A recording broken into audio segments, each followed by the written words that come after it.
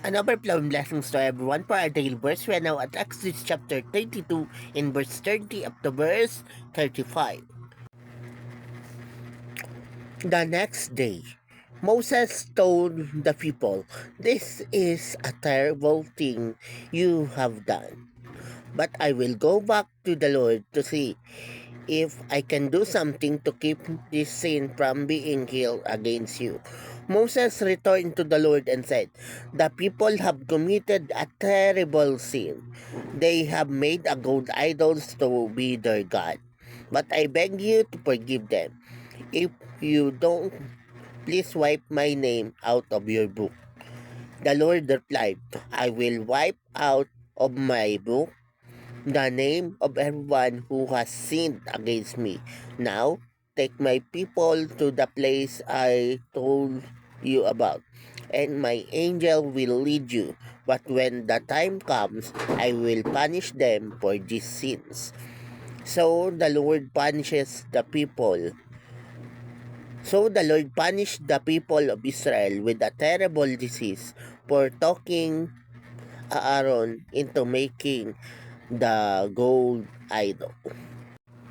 So this passage is about the action taken by Moses in dealing with the sin of the Israelites. See, Moses is indeed a real man of God. What he did reflects what we must do as well. Yes, Moses is fully aware of the sin of the Israelites. He is fully aware of the punishment they deserve. Yet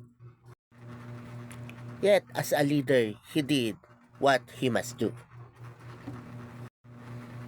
And yes, he interceded with the Lord.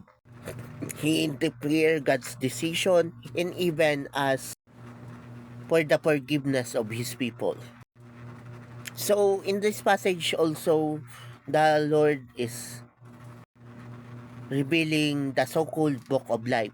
See, the Lord is the one who keeps records of our wrongdoing, of our everything. He is fully aware that we as a human being, we too commit sin. Yes, we do it. And God has a record for all of it. And time will come, we will face the consequence of our actions. Yet, yet, this passage highlights the importance of having a leader in your life. Just like Moses. So, who is the Moses in your life? To who is willing to face God and ask God for your forgiveness for the sin that you have done. See? That's what it takes to be a leader. So, if you are a leader, then do what Moses did. Yes, we as a leader, we are aware of the mistakes of our members, their sin, what they commit, and everything. Yet, we we too must come to God to ask for their forgiveness. Just like what Moses, the man of God, did. Okay? Okay.